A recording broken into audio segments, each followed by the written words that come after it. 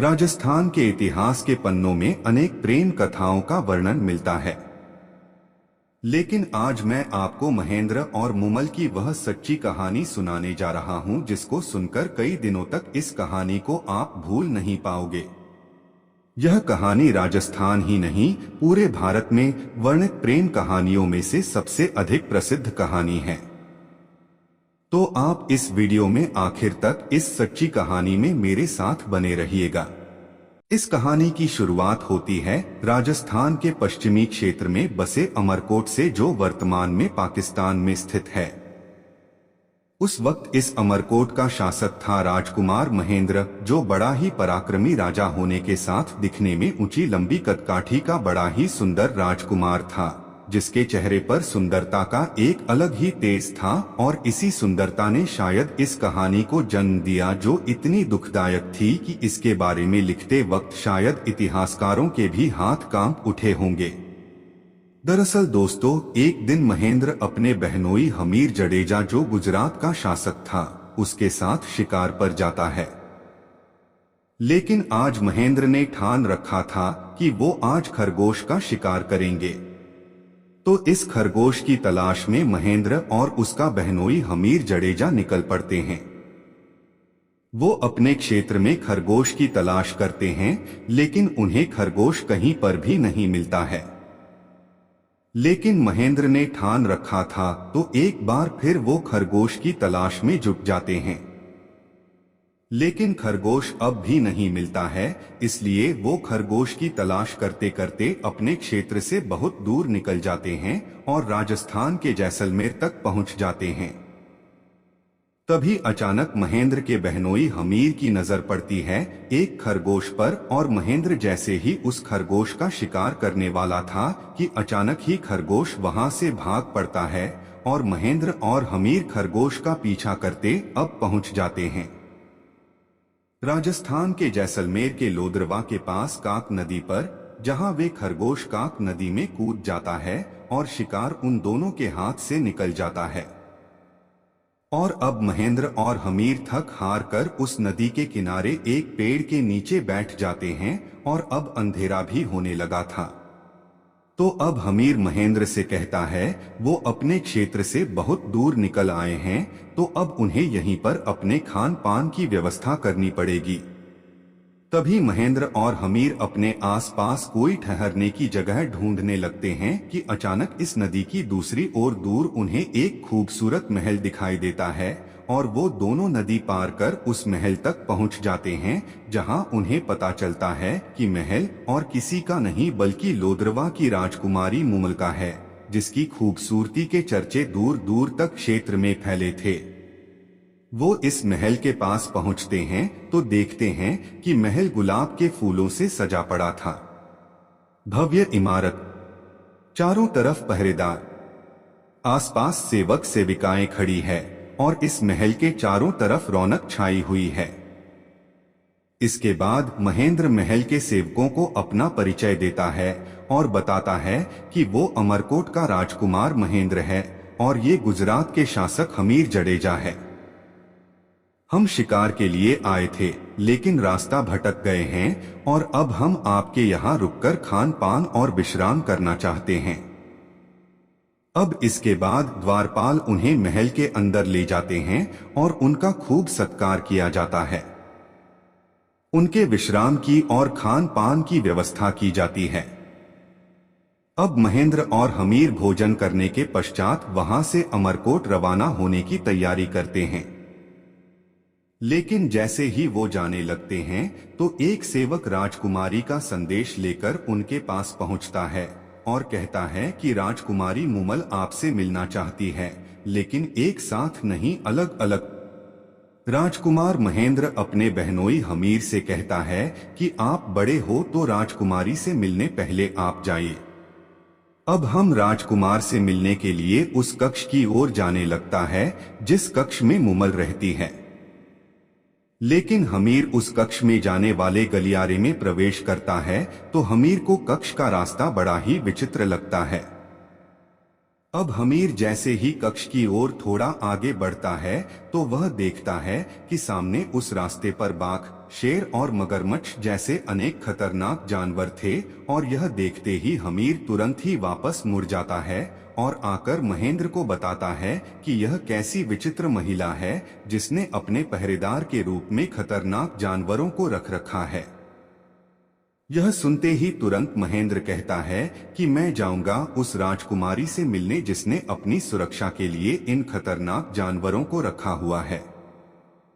और इतना कहकर महेंद्र हाथ में तलवार लिए राजकुमारी मूमल के कक्ष की ओर जाने लगता है और वह जैसे ही कक्ष के पास पहुंचा तो सामने एक शेर को देखता है और अपनी तलवार से उस शेर की गर्दन धड़ से अलग कर देता है और गर्दन अलग होते ही महेंद्र को पता चलता है कि यह सब असली नहीं बल्कि मोम के हैं, लेकिन देखने पर असली प्रतीत होते हैं।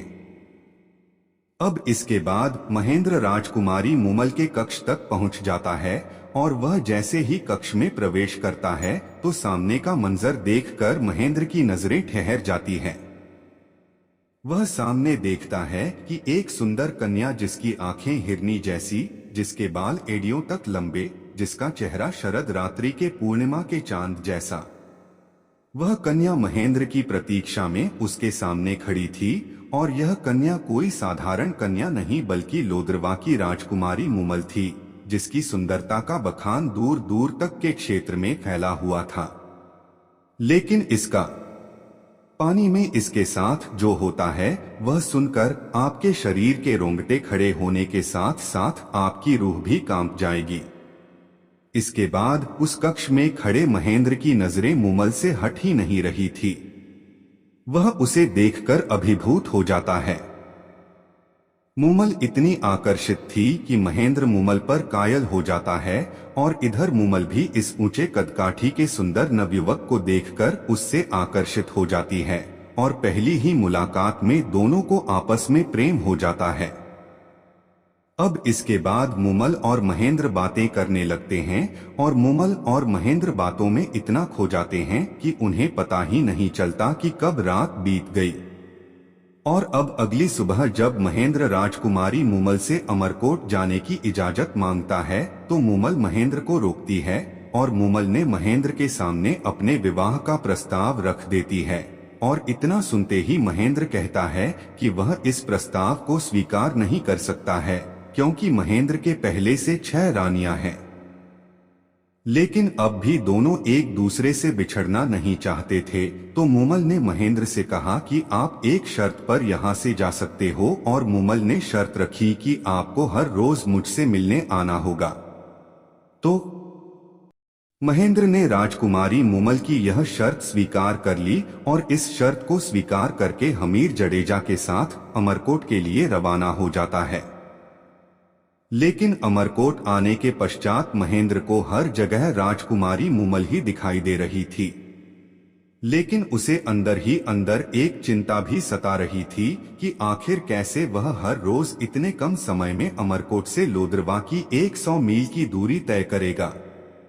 लेकिन उसने राजकुमारी मूमल को वचन दे दिया था तो वह उस वचन को भी नहीं तोड़ सकता था और इसी चिंता के साथ वह पहुंच जाता है एक ऊंट पालक के पास और उससे कहता है कि क्या कोई ऐसा ऊंट है जो शाम ढलने के बाद उसे जैसलमेर लोद्रवा पहुंचा दे और सुबह होने से पहले वापस अमरकोट छोड़ दे। इस बात पर ऊंट पालक राजकुमार महेंद्र को अपना सबसे तेज चलने वाला चीतल नामक ऊंट दे देता है और अभी शेष रफ्तार ऊंट चीतल पर सवार होकर रोज रात महेंद्र मूमल के पास मिलने जाता और सुबह होते ही वापस अमरकोट पहुंच जाता और लगभग 8 महीने तक ऐसा ही सिलसिला चलता रहा। रोज रात महेंद्र मूमल के पास जाता और सुबह होने से पहले ही अमरकोट पहुंच जाता और अपने कक्ष में बिना किसी को बताए जाकर सो जाता। अब दोस्तों धीरे धीरे महेंद्र की सभी रानियों को शक होने लगता है तो एक दिन सभी रानियां मिलकर सबसे छोटी रानी के पास जाती है और महेंद्र के हर रात गायब होने का कारण पूछती हैं। क्योंकि महेंद्र पिछले 8 महीने से अपनी रानियों को समय नहीं दे पा रहा था और इसी बात ने उन रानियों को शक पैदा कर दिया था। अब सभी रानियां जैसे छोटी रानी के पास पहुंचती है तो छोटी रानी कहती है कि उसे नहीं पता कि आखिर महेंद्र रात को जाता कहाँ है। वह हर रात गायब रहकर सुबह आकर अपने कक्ष में सो जाता है। अब इसी चिंता के साथ महेंद्र की सभी रानियां मिलकर अपनी सास के पास जाती है और उन्हें सारी घटना से अवगत करवाती है। तो महेंद्र की मां छोटी रानी से पूछती है कि महेंद्र जब घर आता है तो कैसी हालत में होता है। तो छोटी रानी बताती है कि महेंद्र पूरी तरह भीगा होता है और सुबह जल्दी आकर कक्ष में सो जाता है। और इसी बात पर महेंद्र की मां छोटी रानी को कहती है कि अब जब महेंद्र भीगा हुआ आए तो एक बार उसके बालों पर चिपका पानी मुझे लाकर दिखाए। और छोटी रानी वैसा ही करती है। वह महेंद्र के बालों से टपका पानी एक बर्तन में इकट्ठा कर अपनी सास को दिखाती है और महेंद्र की मां जैसे उस पानी को चखती है तो उसे पता चलता है कि यह पानी तो काक नदी का है। बस महेंद्र की मां को सब समझ में आ जाता है कि उसका बेटा रोज रात उस क्षेत्र की सबसे खूबसूरत राजकुमारी मुमल के पास जाता है जिसका महल काक नदी के किनारे है। और अब यह बात महेंद्र की रानियों को पता चलती है तो वह महेंद्र को मुमल से मिलने से रोकने के लिए एक तरकीब लगाती है और वह उस ऊंट जिस पर अब तक राजकुमार महेंद्र जाता था उस ऊंट को जहर दे देती है ताकि महेंद्र लोद्रवा मुमल के पास न जा सके। अगले दिन जब महेंद्र चीतल के पास जाता है तो वह देखता है कि उसका ऊंट चीतल मरा पड़ा है और यह देखकर महेंद्र चिंतित हो उठता है और वह सोच में पड़ जाता है कि अब वह मुमल के पास हर रोज कैसे जाएगा। और इसी चिंता के साथ एक बार फिर वह उसी ऊंट पालक के पास जाता है और वह ऊंट पालक के पास जाकर चीतल जैसे ही ऊंट की मांग करता है जो उसे चीतल की भांति लोद्रवा पहुंचा दे और उसी रात वापस उसे अमरकोट छोड़ दे। और यह सुनकर ऊंट पालक महेंद्र से चीतल जैसा ही ऊंट तो नहीं पर उसकी जैसी रफ्तार वाली ऊंटनी के बारे में बताता है जो उसे उसी रफ्तार के साथ लोद्रवा जैसलमेर पहुंचाकर एक ही रात में वापस अमरकोट ले आएगी। लेकिन ऊंट पालक ने महेंद्र से कहा कि आप इसे ले जाइएगा, लेकिन एक बात का ध्यान रखिएगा कि अगर गलती से भी इस पर वार कर दिया तो यह आपको रेगिस्तान में भटका सकती है। तो महेंद्र शर्त मानकर उस ऊंटनी को ले जाता है और उसी रात उस ऊंटनी पर सवार होकर अमरकोट से लोद्रवा के लिए निकल पड़ता है। लेकिन दोस्तों, रास्ते में महेंद्र मुमल से मिलने की जल्दबाजी में गलती से उस ऊंटनी पर चाबुक से वार कर देता है और वार करते ही ऊंटनी उसे रास्ते से भटका देती है।